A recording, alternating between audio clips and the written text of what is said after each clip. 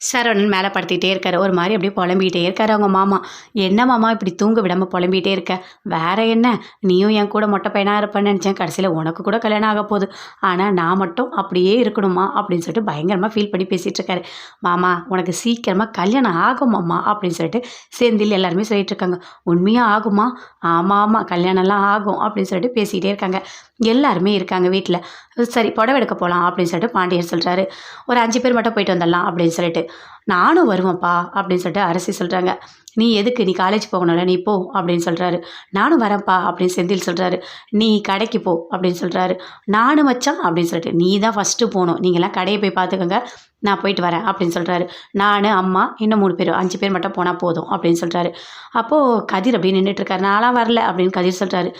ஏன் நீ வா அப்படின்னு சொல்லிட்டு அப்படியே சரவணன் கூப்பிடுறாரு. சரி வா அப்படின்னு சொல்கிறாங்க. எல்லாருமே சேர்ந்து 5 பேரும் பயங்கர சந்தோஷமாக போகிறாங்க. மீனா, ராஜி, கோமதி எல்லாருமே போகிறாங்க.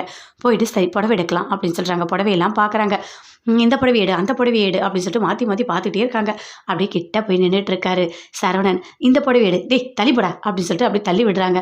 என்ன இது நம்மளை கண்டிக்கவே இல்லை, நம்ம தங்கமயிலுக்கு பார்த்து பார்த்து புடவை எடுக்கலான்னு பார்த்தா இப்படி பண்ணுறாங்க அப்படின்னு சொல்லிட்டு அப்படியே ஒரு ஓரமாக போய் உட்காந்துட்டாரு.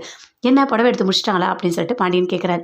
அவங்க எங்கே புடவை எடுக்கிற மாதிரி எனக்கு தெரியல, இங்கேயே உட்காருங்க, காஃபி கீஃபி குடிக்கலாம் அப்படின்னு சொல்லிட்டு இருக்காங்க. எல்லாருமே சேர்ந்து புடவை அப்படி பார்க்குறாங்க. இதை எடுங்க அதை எடுங்க அப்படின்னு சொல்லிட்டு மீனா, ராஜி, கோமதி எல்லாருமே பயங்கரமாக புடவை எடுத்துகிட்டு இருக்காங்க. இது நல்லாயிருக்கும், அது நல்லா இருக்கணும், இது என்ன விலை ரொம்ப அதிகமாக இருக்குது, வேறு சாரி எடுங்க அப்படின்னு சொல்லிட்டு பயங்கரமாக கலாட்டா பண்ணிகிட்டு இருக்காங்க அங்கே சாரி எடுக்கிற இடத்துல. செந்தில் அவங்க மாமா எல்லாருமே சேர்ந்து கடைக்கு போகிறாங்க. பாத்தியா மாப்பிள்ளை நம்மளை மட்டும் கழட்டி விட்டுட்டு போயிட்டாங்க, ரொம்ப கஷ்டமாக இருக்குது, நமக்கு ஜாலியாக இருக்கும்ல புடவைலாம் எடுக்க போனேன். மாமா புடவைலாம் பொம்பளைங்க தான் போய் எடுப்பாங்க, நாம் போய் அங்கே என்ன பண்ண போகிறோம் அப்படின்னு சொல்லிட்டு செந்தில் சொல்கிறாரு. ஆமாம் நம்ம கடையில் போய் ஜாலியாக என்ஜாய் பண்ணலாம் அப்படின்னு செந்தில் சொல்கிறார். நீங்கள் சொல்கிறது கரெக்டு தான், உங்கள் அப்பா இல்லைனாலே கடையில் சந்தோஷம்தான், உங்கள் அப்பா வந்தாலே அங்கே நரகம்தான் அப்படின்னு சொல்லிட்டு இருக்காரு. சரி ஆமாம்மா நம்ம போய் போகலாம் அப்படின்னு சொல்லிட்டு கூட்டிகிட்டு போகிறாரு. சரிடா போய் இன்றைக்காவது கடையில் நிம்மதியாக இருக்கணும் வா அப்படின்னு சொல்லிட்டு ரொம்ப சந்தோஷமாக 2 பேர் சேர்ந்து போயிட்டுருக்காங்க. என்ன இவங்க புடவை எடுக்கிற மாதிரியே தெரியலையே அப்படின்னு சொல்லிட்டு அப்படியே பாண்டியன் கிட்ட வராரு. இங்கே பாரு, நான் போயிட்டு அங்கே வேஷ்டி மற்ற எங்களுக்கு தேவையான எல்லாத்தையுமே நாங்கள் எடுத்துகிட்டு வரோம், நீங்கள் இங்கே புடவை எடுத்துகிட்டு இருங்க அப்படின்னு சொல்கிறாரு. சரி சரி நீங்கள் போங்க அப்படின்னு சொல்லிட்டு கோமதி சொல்கிறாங்க. அங்கே போகிறாரு. போயிட்டு தேவையான எல்லாமே எடுத்துட்டாரு. என்ன நாம் இன்னும் எடுத்துட்டோம், இன்னும் கூடவா இவங்க இன்னும் செலக்ட் பண்ணலை அப்படின்னு சொல்கிறாரு. ஆமாம் ஆமாம் அவங்க வரத்துக்கு இன்னும் 2-3 நாள் ஆகும் போல இருக்கே அப்படின்னு சொல்லிட்டு அப்படியே கதிர் பார்த்துட்ருக்காரு. தங்கமயில் பயங்கர சந்தோஷமாக இருக்காங்க.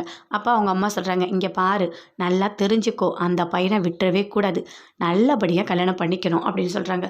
அம்மா நீ வேறு சும்மா தொலை பண்ணிகிட்டே இருக்காதம்மா, எப்போ பார்த்தாலும் ஏதாவது ஒன்று பேசிகிட்டே இருக்க, கல்யாணம் நடக்கும்போது நடக்கட்டும், அதை பற்றி நீ பேசிகிட்டு இருக்காது அப்படின்னு சொல்லிட்டு தங்கமயில் சொல்கிறாங்க.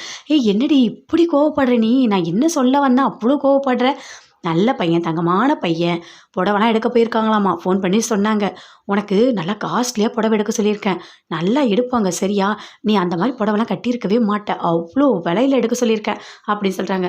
அப்படியாம்மா ஏம்மா இப்படிலாம் பண்ணிகிட்டு இருக்க, உன் காசாக இருந்தால் நீ இப்படிலாம் பண்ணுவியா, யாரோ ஒருத்தவங்க எடுக்கிறாங்கிறதுக்காக நிறைய காஸ்ட்லி எடுன்னு சொல்கிறேன், ஏம்மா நீ திருந்தவே மாட்டியா அப்படின்னு தங்கமயில் கேட்குறாங்க. ஏய் கம்முன்னு இருடி, நம்மளால் முடிஞ்ச வரைக்கும் இன்னொருத்தவங்கிட்டேருந்து வாங்குறதுக்கு தான் பார்க்கணும், ஏன்னா நம்மக்கிட்ட தான் இல்லைல்ல அப்படின்னு சொல்கிறாங்க. நீ பேசாத, தயவு செய்து பேசாத, விட்டுரு அப்படின்னு சொல்கிறாங்க. சரிம்மா சரி நான் எதுவுமே பேசலை, ஆனால் அடிக்கடிக்கு நீ சரவணுக்கு ஃபோன் பண்ணிகிட்டு இரு, அப்பப்போ பேசிக்கிட்டே இருமா அப்படி